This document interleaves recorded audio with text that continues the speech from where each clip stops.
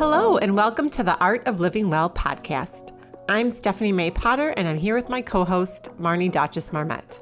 We created the Art of Living Well podcast to empower you to live your happiest, healthiest, and most authentic life. Each week, we will bring you inspiring and motivating conversations covering health and wellness topics, including fitness, mindset, food, travel, product reviews, and strategies from a variety of experts, including our own bank of knowledge. We are excited to educate, motivate, and inspire you to change the way you perceive health and discover your art of living well. Get ready to feel inspired.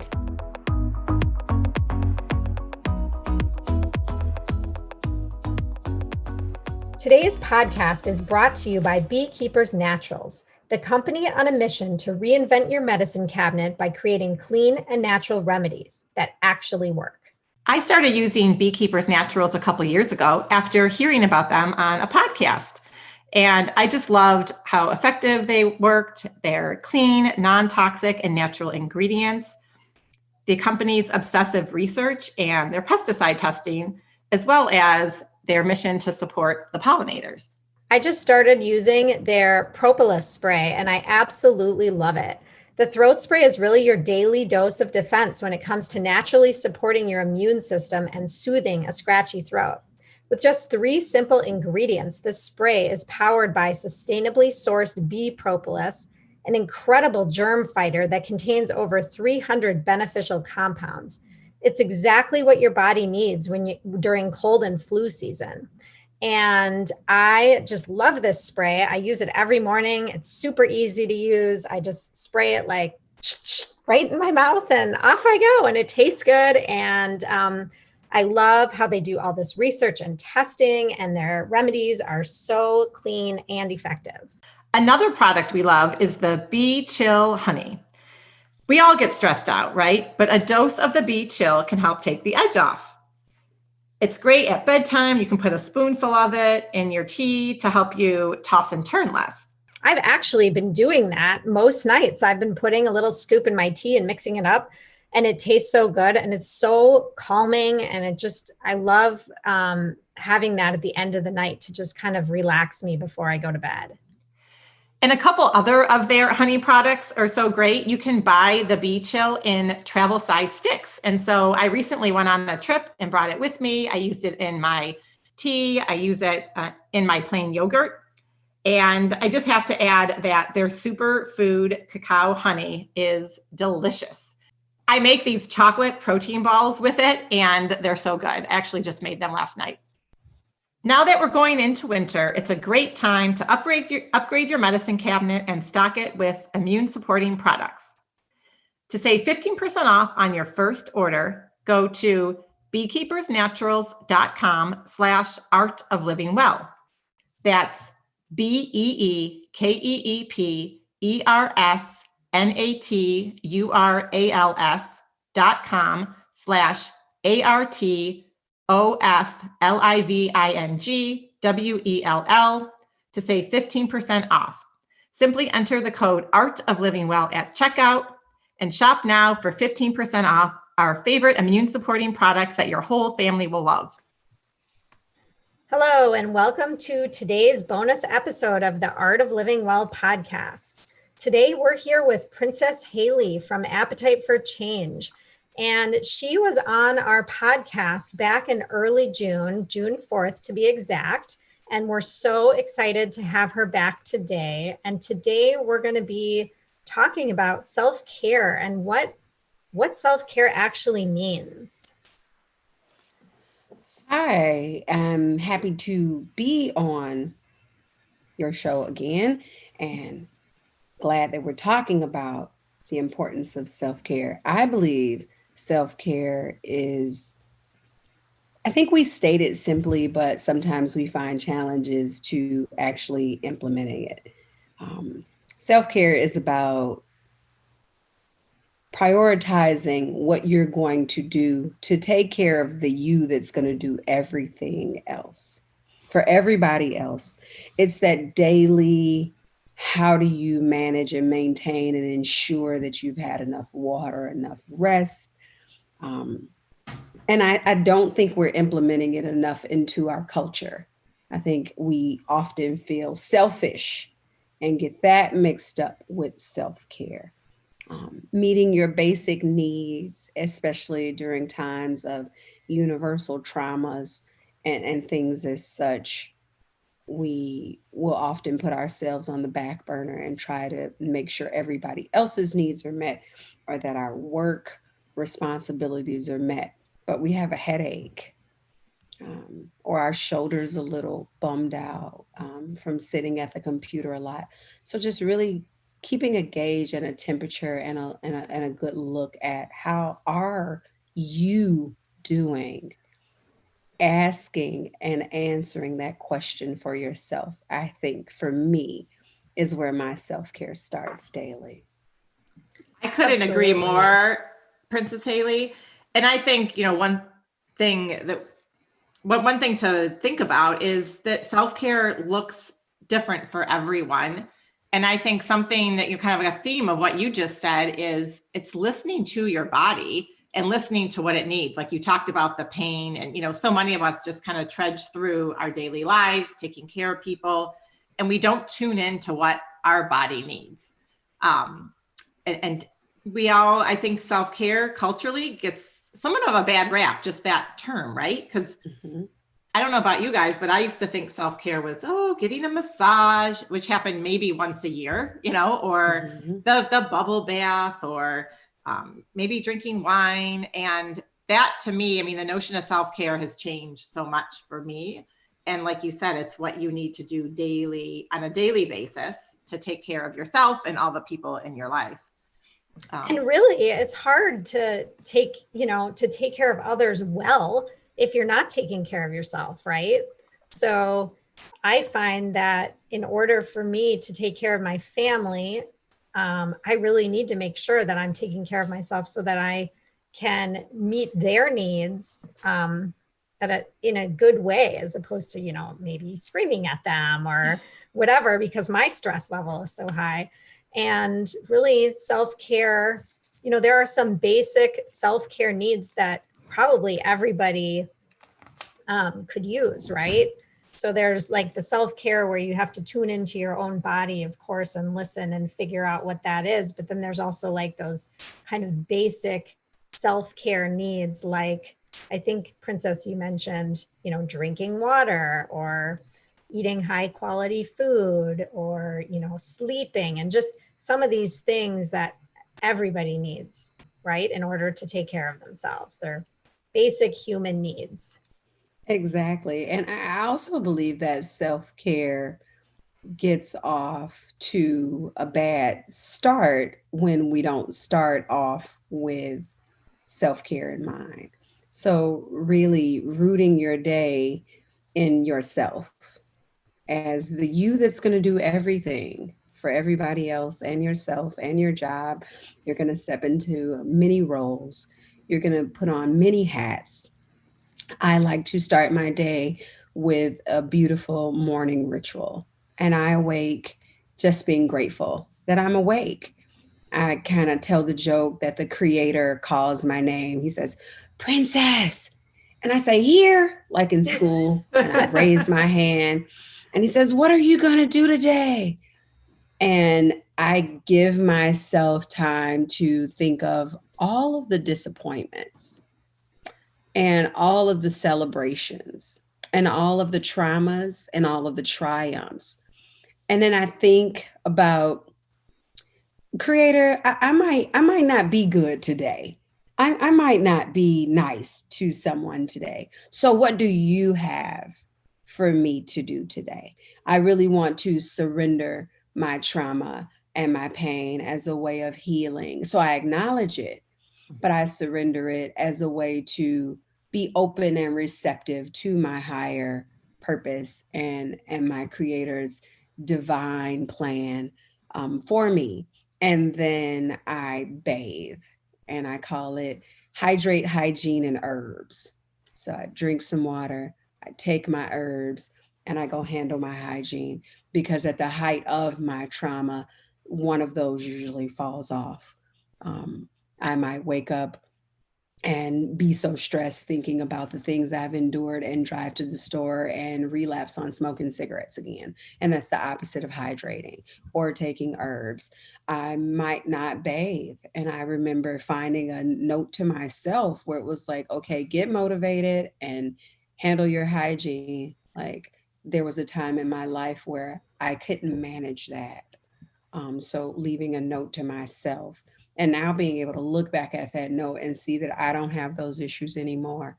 I have a ritual in the morning where I'm going to wake up, I'm going to be grateful, I'm going to hydrate, hygiene, and herbs, and then I'm going to beautify myself.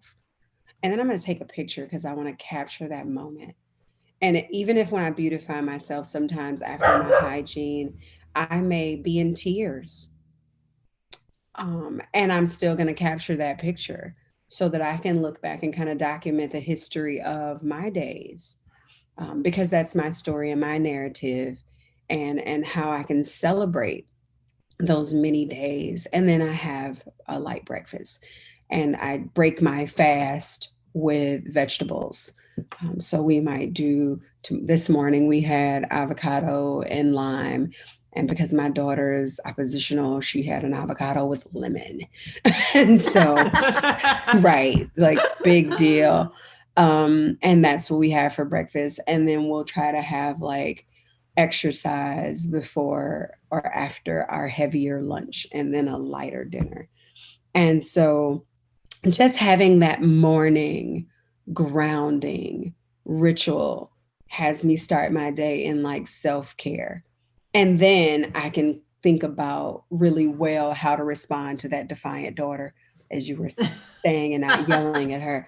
And I can think about what are we going to have for dinner. And then I can fully tend to my job and other things when I've started my day off on the right foot, which is the foot of self-care. I love that. Thank you for sharing your ritual in the morning. And for people out there that don't have a morning ritual, and especially a morning grounding practice, what strategies do you have for someone, you talked about the times when you haven't had that practice and what that's meant. So maybe we can also just talk a little bit about how someone can get started on that practice and how you've really seen some of the benefits of doing those things versus when you haven't had such a solid practice. I understand. I want to say just waking up before everybody else wakes up. Having just whatever your morning ritual looks like or how much time you like to spend with yourself. I started out just getting up 30 minutes before I would wake my daughter, because usually it's like, hey, wake up, you got school. And they're off. And she's flipping up a computer, looking at it. And well, that's what it looks like now post-COVID. Or I'm like, okay, you got to wake up. Your school bus is coming in 15 minutes. Because we're kind of just add hot water and stir people. We do our preparation the night before. So your bath is the night before. So really the next morning, you just got to brush your teeth, wash your face, get dressed and get out the door. But now waking myself up, starting out at like 30 minutes before I'm going to wake her so that nobody else is awake but me. And that's my time to focus. And now I just wake with my husband, who's up at 5, and he leaves out around 6.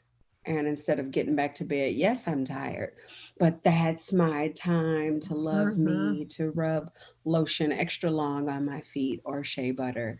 And then I wake my daughter up easily and say, hey, you got about 30 minutes before you wake up. And then you get to take that step into life softly, into self-care, and to watch her.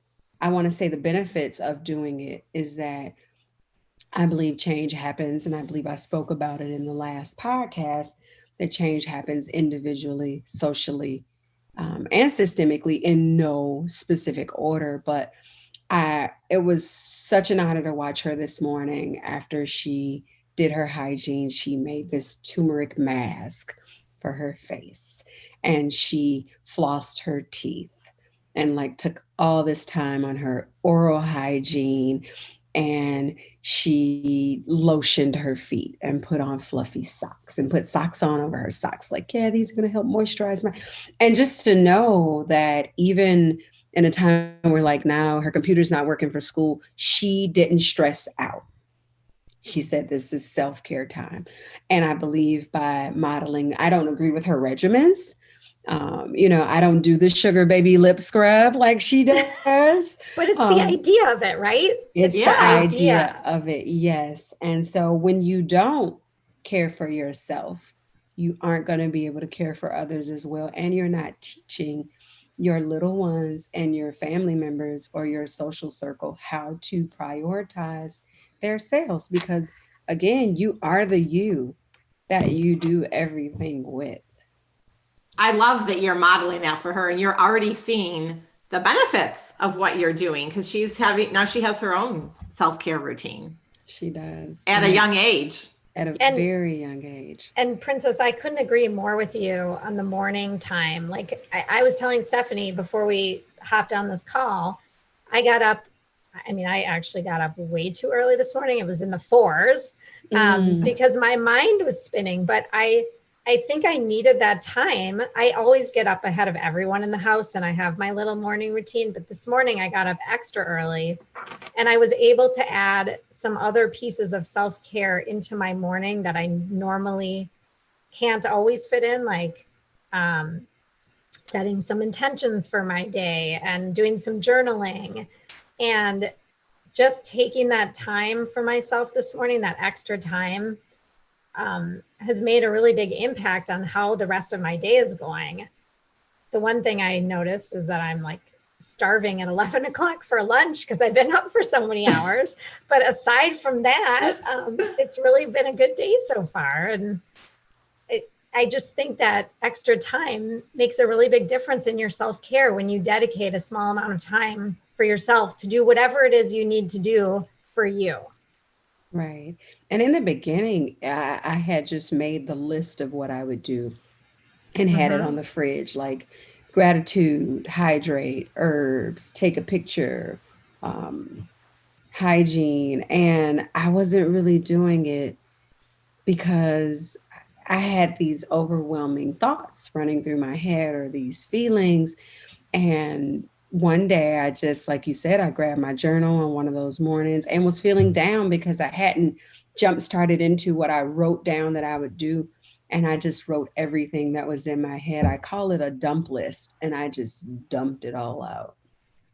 And then the next morning, it was almost automatic. I was just in there doing the shower and I'm like, hey, wait, I'm not sitting on the side of the bed waiting on myself to get started again. So I want to also say, outside of, you mentioned, you do want to pay attention to how much water you drink. And I know that people say like 8 glasses of water, but there's definitely a calculation to how much you weigh as opposed to how much water you're supposed to drink. I think it's per how many pounds, like it's I can tell you what it is. It's okay. You take your weight and you divide it in half. So if you weigh 100 pounds, you should drink about 50 ounces of water a day. So you just take the weight in pounds, divide it in half. And then if you're sweating a lot or, doing a lot of extra movement, you probably want to add to that. Got it. And herbal teas, can be included in that number.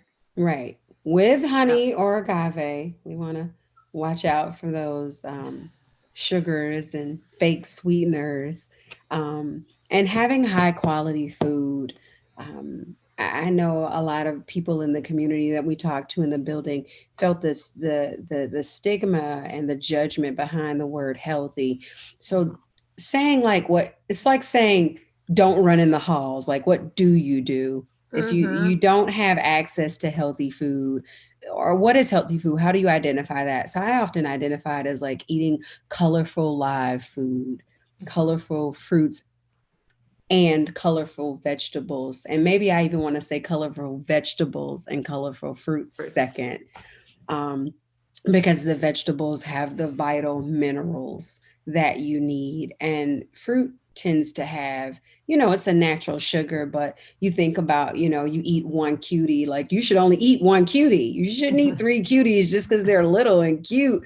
Like that's one serving. So understanding your portion sizes, having dinner with your family, like putting your fork down in between bites, chewing slower, like having a chewing contest, seeing you can chew 20 times before you swallow because your digestion starts in your mouth.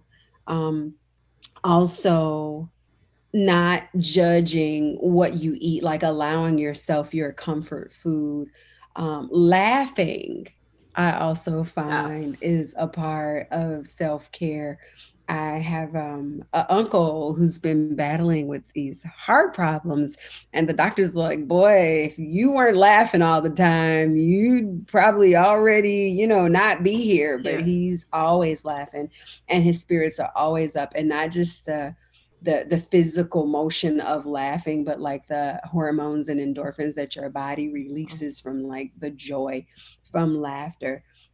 Sleeping and resting, 2 different things. Like I still have my hammock in my living room because I'll just lay there and rest.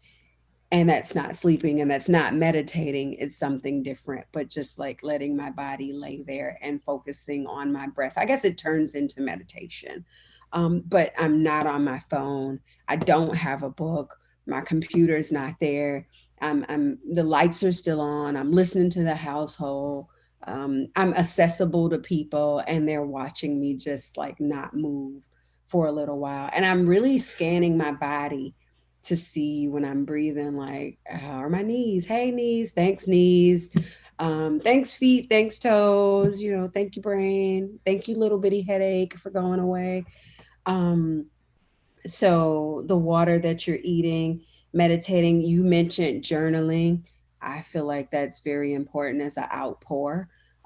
I kind of look at it as like inputs and outputs too, like investments into your body of those inputs and then those outputs. Like, so if I'm going to do some things in that are going to be for me, they're going to make me feel good. It's going to give me enough energy, kind of like charging your Tesla or putting gas in your car, to be able to give something out to someone.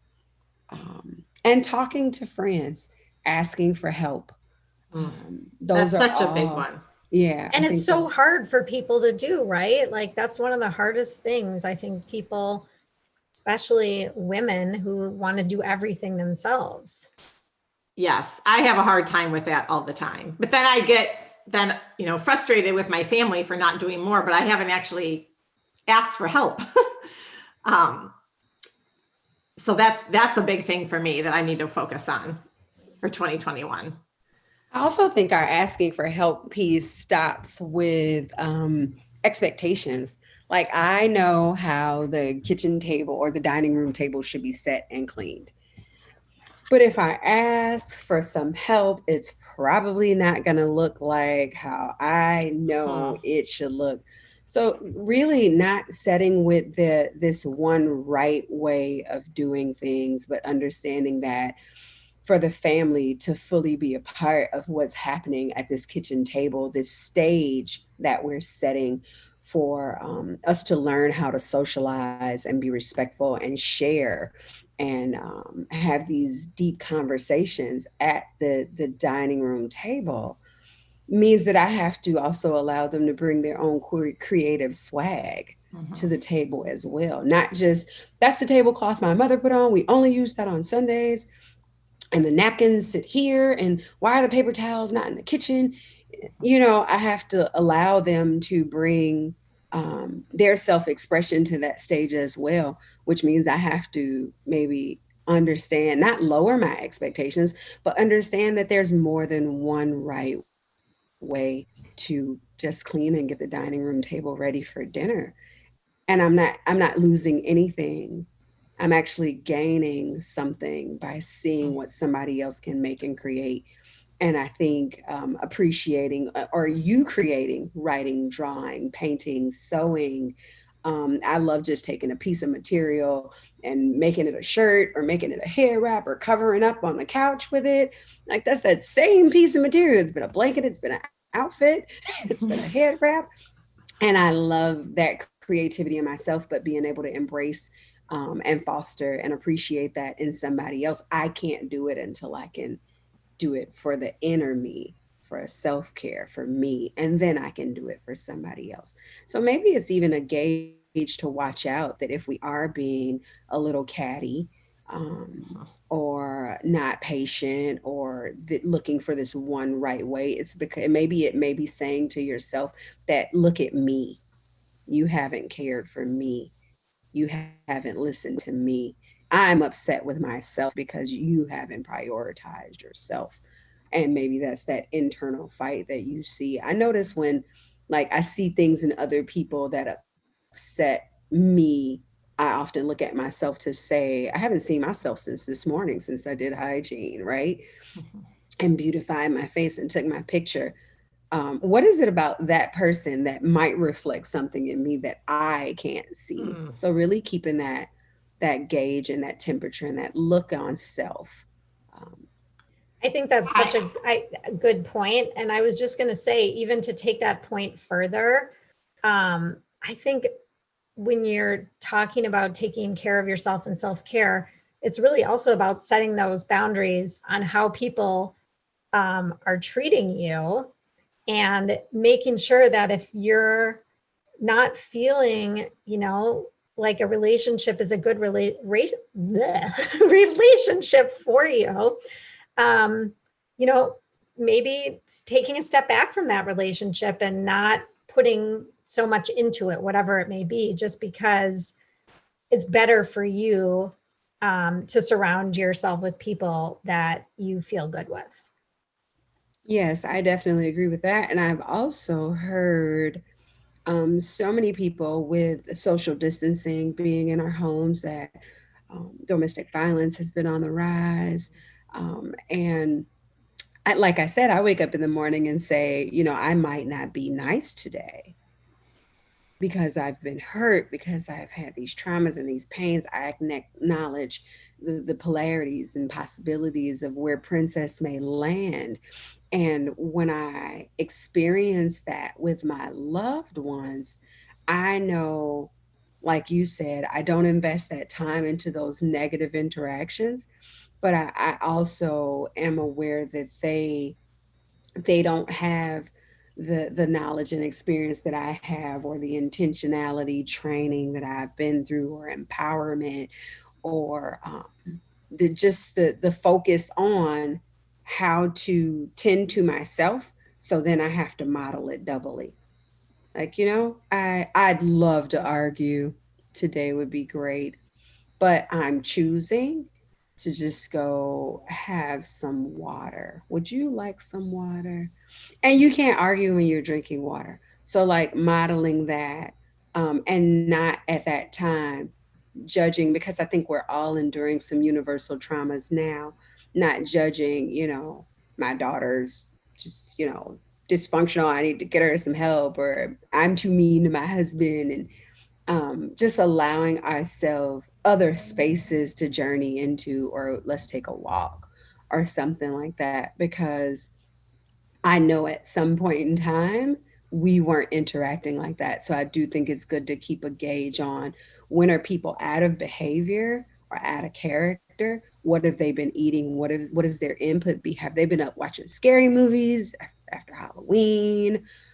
Or did you go to the fast food restaurant for lunch? Because all of those inputs are going to impact how you're behaving. And if that person is truly not needed to be around because they're continuing those negative behaviors, I do think that's being compassionate to yourself and being safe with your space.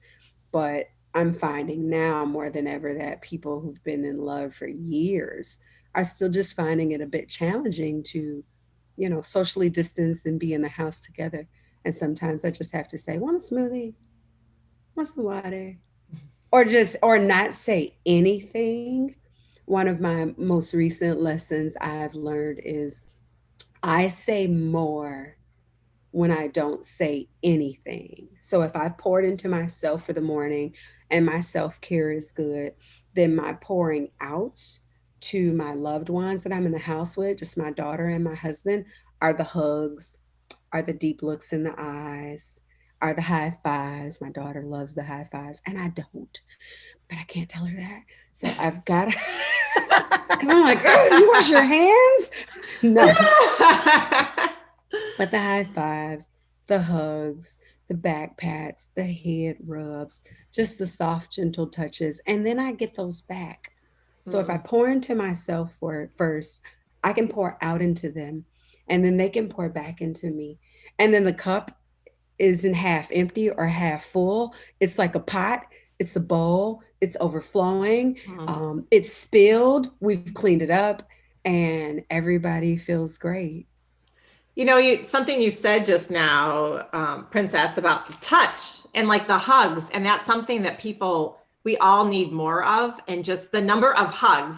Can't remember where I heard this recently, but like everyone should have at least 7 hugs a day. I can't remember the number. It's something like 7. It was one of our guests that. Oh, is that what it was? Okay. Yes. And if I think about the number of people that aren't getting that right now because of the social distancing, so what else can we do to be creative? But I just think the power of touch, like you said, you don't even need words sometimes. Right. Looking someone in the eye, giving them a hug, even just the immediate family members in your house. Right. I think it's really powerful. And these are just simple acts of self-care that don't cost any money, right? Right. And you can do self hugs. One of the things that I think I skipped in my morning ritual is when I wake up, I stretch. Like I try to force myself to yawn, because I try to let my rituals as much mimic nature, like babies. Before they get jobs, like my daughter's been working, my boys started working, they started ironing their own school clothes at 5. So I've always had super responsible kids. Like for some reason, I was raised under this idea that you have to work twice as hard to be twice as good as everybody else. And then my son grew up and came back and challenged me about that. Like they still don't think I'm as good. I'm like, okay, we'll work on that. But like my daughter's 15, she has 3 jobs. But before she had 3 jobs, she was a baby. And when she woke up, she breathed in the biggest gasp of oxygen and this yawn, and she stretched, and she sent that oxygen surging through her body. So waking up and stretching, and even if I'm not stretching, giving myself that good hug. Think about people with like anxiety and how they like to feel weighted down or squished. And I think right now we can all say that we have our fair share of thoughts without owning a disorder to go along with it. I also think self-care is about speaking your healing. So when I was healing from a traumatic brain injury, I was never running around like, hey, I got a TBI. I'm like, I'm healing from a traumatic brain injury. So I don't want to own anxiety. It doesn't belong to me, but I have my fair share of thoughts. But sometimes just that hug in the morning, or wrapping myself up goofily in the blankets and then fighting out with the struggle.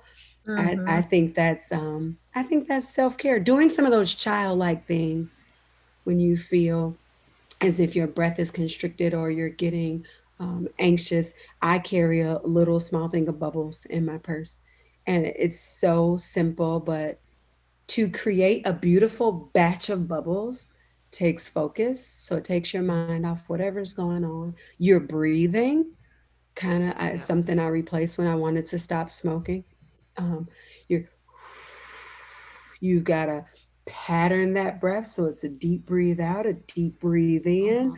And then you want to get a good batch, so you can't shake them. You've got to display patience and all of that. And then when you see them, they make you happy. And all of that is for you. So those childlike things, blowing bubbles, skipping, just doing something as silly as wrapping yourself up in your blanket in your bed when you get out. You got to make the bed up anyway. Just go ahead and have some fun. All of those things are caring for yourself. And even dancing, right? We talked about dancing. Like that's one of our favorite things to do, especially like around mealtime and meal prep, would just turn on the music and dance around the kitchen. My kids love it. Like the dog loves it. Everybody's excited. Who doesn't like dancing. a dance party? I just did that a couple of weeks ago. I was really having a day and I was feeling stressed and anxious. And I was like, I think I just need a dance party. And I just turned on some music. No one was around to dance with me, but I had fun. And it changed my mood within like 5 minutes. And you kind of forget everything else when you're dancing, right? Yeah. Just dancing. Right. I forget that I can't dance when I'm dancing. But who cares, right? Right. My siblings often tell me, and Beyonce's a great dancer, right? Oh, yeah. She's also a Virgo, right? And so am I. And there's this one video she has where she's kind of freestyling. It's not really choreographed. And they're like, that's how you look when you dance. And I'm like, she needed help with those dances on that video. But her dance is so free moving and she's just like feeling herself. But not having judgment. That my whole purpose for bringing up her story is like, it's her drunken love video. But that's that time where she's just like, you can tell that she's just like grooving. It's not such a choreograph and it's still beautiful. And her smile is really authentic. Some of the dances that like we do in the Black community often get a lot of judgment, like twerking, because you're moving your butt too much. And I've opened it up to my nieces and daughters, like eventually at some point in time, you may want to give life. And this is the preparation of the hips in Africa to birth children. And it's just negatively connotated here in America as twerking and something that's sexual, but your body wants to do it. So dancing, twerking, break dancing, like get on your back, try a little spin, like a little snake, a little electric boogaloo, like the Harlem Shake, like tons of dances. But it's really about moving your body. My grandmother would dance and stayed very, very healthy. She told me that a body in motion stays in motion, and we are all bodies of water. That's what she used to tell me. So dancing, definitely. Chopping wood, like I had a tree fall by my house and I had this big axe and I would just go out and like chop it. And my husband was like, I can chop that. And I'm like, I wanted to do it, to make that sound and that just to get it out. And sometimes even screaming or just being in nature. Something else really weird that I did that was self-care and a real big stress reliever. When COVID happened, everybody rushed to get water. We were afraid we were going to run out of water. So we had these gallons of water. And so we had all these gallons that had to go out to recycling, and they were like in this room.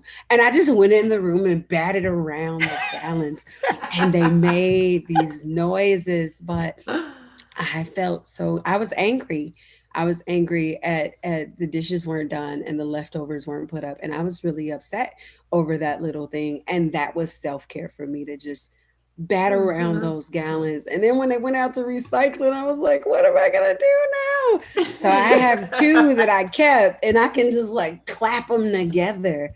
Or even picking up a can of beads and shaking them. My beads that I use for like making bracelets. And I think the biggest piece is not judging anything that you do. If you know you're supposed to drink 50 ounces of water a day and you have a pineapple juice through the middle of the day, don't get down on yourself about it. Getting down on yourself will probably make you have a 16-ounce Pepsi after that pineapple juice, because you feel bad when you think bad about yourself. And then you want to have those good, and what are those things called? Those good endorphins going in your body. So you'll do something like drink sugar because that tells you, yay, you're happy and this is good. And giving yourself a certain amount of grace. I want to say the thing that I would wrap up with was like being compassionate with yourself. I think in these days, I've acknowledge that often I want people to understand my trauma. I want them to listen to my story. I want them to do for me as I've done for them, like that golden rule. I want them to acknowledge that I am a caretaker and sometimes I need assistance. And if they can't do that, then am I just going to be without it? No. Then I'm going to acknowledge my traumas. I'm going to hear my story. I'm going to support myself by asking for help, being that I am the caretaker. And that's that true compassion. I had a writing prompt that said judgment or compassion. And a lot of the women in the healing circle wrote about being judged.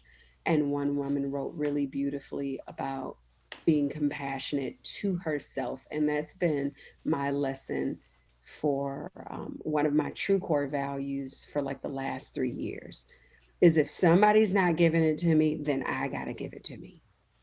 And then I'm not without it. Yay. And then I'm not upset with them and it doesn't take me down the rabbit hole.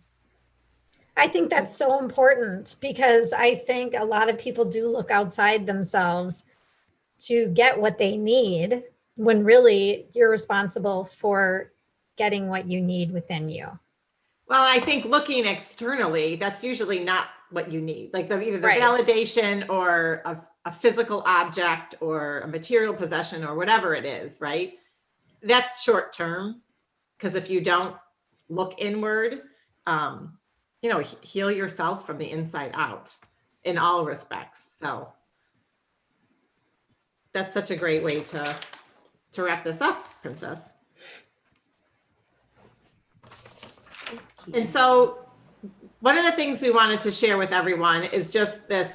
We hope that you're enjoying this episode about self-care, but we don't want this to be sort of the end of the road, if you will. And we're going to have a fun collaboration where we're going to do quarterly check-ins with Princess on that. You can tell us where people can find you, and we'll link this all up, obviously, in the show notes. I would like for us to do those quarterly check-ins. If you follow Appetite for Change's Facebook page, as one of the founders, I've been going live on Facebook since COVID just to keep a pulse on what the community needs, wants, letting them know about some resources. So definitely just go to our Facebook page. If you're not on our Facebook page already, go to our Facebook page and sign up, and then we'll let you know ahead of time when we're going to do our quarterly updates, but that's where we're going to share those. And we would love to encourage you all to think about your own self-care and what that means to you, and maybe, how you can show up for yourself. And so, Marnie, what are you going to kind of focus on for 2021? What are the couple of things that you want to really incorporate into your self-care routine? I mean, journaling is a big thing that I'm trying to incorporate into as more of my daily ritual. It's been something that I find that when I do, as Princess mentioned, I like to call it a brain dump. But I like to just have those few minutes where I can just write down whatever I want. Maybe it's a list, maybe it's a brain dump, maybe I'm writing something beautiful. It doesn't matter. I'm just writing. So really incorporating that, continuing to move my body every day, whatever that looks like. Could be a walk outside, could be, a run, a bike, whatever it is, dancing in the kitchen, just moving my body every day. And then continually working on non-judgment, because that's super important to me. And it's something I'm always trying to think about for both myself and others. What about you guys? I've been writing short stories lately. I made this index card thing that I carry on my neck because ideas just come in my head so quick, and then I write them down. And then later on at night, I write a short story that goes to it. For self-care, I want to be able to, so I'm pouring out. I think I'm taking care of me by writing, but I would like to listen more, to see what lessons can I learn and harvest from others. And I think that's the reason why I was really interested in doing this podcast, because we've been in the business of Appetite for Change, Food as a Tool for Health, Wealth, and Social Change for almost 9 years. And so people have came to us to say, you know, how do I lose weight? How do I get vegetables into my little ones? How do I grow food? How do I learn new recipes? And we've been the ones giving people information. I would love to hear from the community, and I would love to find out from, you know, your community and our community abroad, like what other things could I be doing? So I want to listen. I want to harvest. I want to be able to grow with ideas like the leaves that have now all fallen off the trees and still have those steady branches that'll sustain me through the next season of other things that I can do for self-care. So I plan to listen, and I think I even want to practice that in the house. Like, my husband has great recipes, but I'm like, I know how to cook that. Just I'll cook it. But I think it's time to listen and harvest some of those recipes. And I would love to hear what the community, what you plan to do for self-care, and what all of you listeners plan to do for self-care as well. You said a couple of things that are on my list as well, Princess.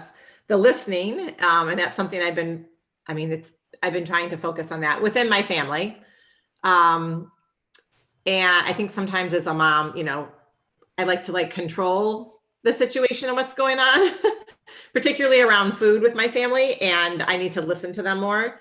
And writing seems to be a theme with all of us, because I started journaling last January and I was very good about it for about 6 or 8 months. And then I've fallen off the wagon. So I want to pick back up with journaling. And the last thing is getting outside every day. So this is the winter. I was really good about it all summer. And that was a silver lining of COVID, as I really just got out and walked a lot more. And I scheduled a lot of walks with friends. And that's what I've been doing again, because that's during this time where we can't see people as much. It's nice to be able to get outside and move your body, be in nature, and then also have that I call it like therapy, really, just having a conversation with someone. And I am committed to getting outside in the winter every day. And maybe unless it's 20 below, maybe I'll take a break, but I am going to get outside, even if it's just for 15 minutes. So yeah. Thank you for sharing. I like that word you said, take a break. And remember, you only took a break from journaling.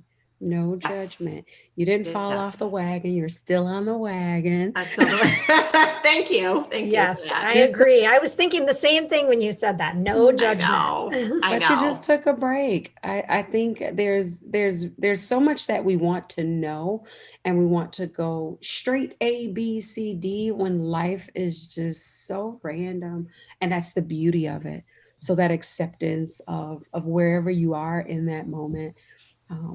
Sometimes I lose the cards and I'm like, oh, I just really accepting it. Like, maybe that idea wasn't the best idea, or I just don't have it now, and I can accept that and go on and wait on the next one. So you are still on the wagon. Yes. And you just took a break from journaling. I took a break, and everyone in this community, if you've taken a break, it's okay. We're going to start fresh, right? Yes. So. Thank you so much, Princess. This has been wonderful to have you on today. Yeah. And we really look forward to these future collaborations. I think it's super fun. And I think it's just fun to be able to share everyone's,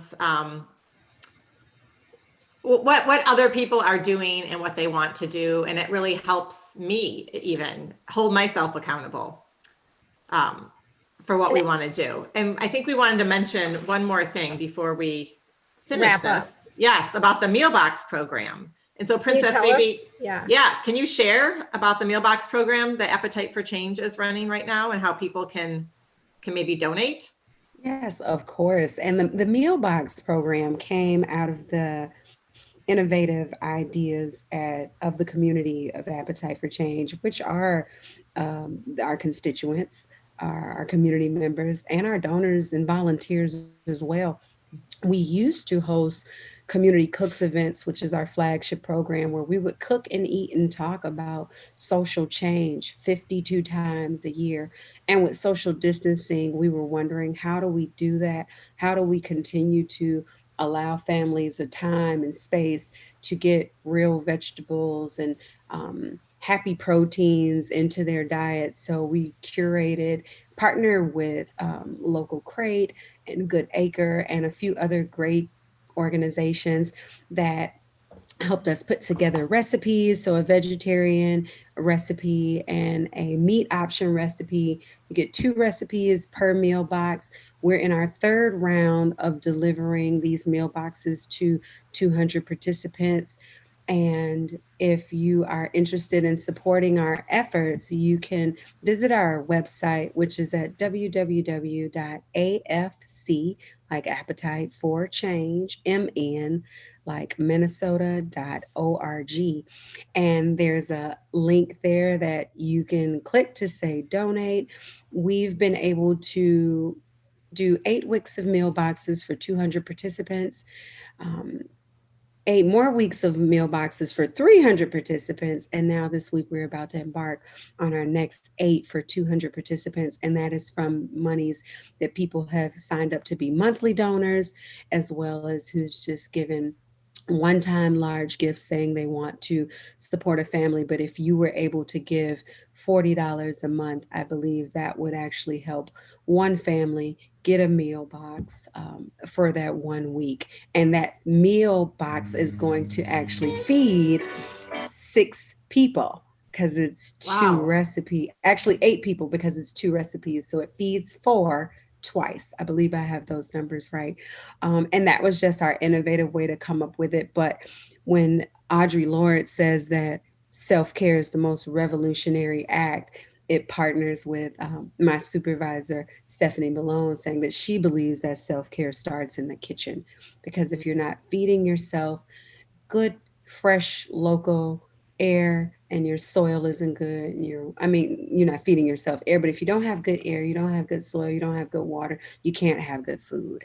And if you're not having good food, then you're probably not going to have good choices and listen to good information and good messages, and down the rabbit hole you go. So definitely check us out on our website. We're in our 3rd round of these, and we would definitely appreciate your generous support. It will go a long way. Thank you so much, Princess. We love that program. It's so cool.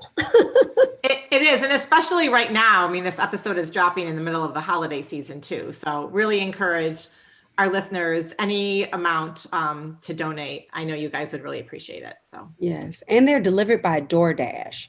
So social distancing measures are staying in practice. We're going to be delivering some meals for Thanksgiving that we're getting donated by Teher. So we're just continuing to develop as community members reach out and say, hey, I want to help with this. We have these meals. How do we get them out? And we're just keeping on going. Well, great. Well, thank you so much. This is so fun. And we look forward to our quarterly check-in on Facebook. And I think I'm going to go do a little dance party right now. Yes. And have a great rest of your day. Me too. Thank you. All right. I'm going to go wake up my daughter and we might go dance as well. So dancing. Perfect. Dancing sounds fun. All right. Bye. Bye-bye. See you next time. Peace. We're already having so many people ask when our next upcoming 7-day functional medicine liver detox is. So we want you to save the date and plan ahead.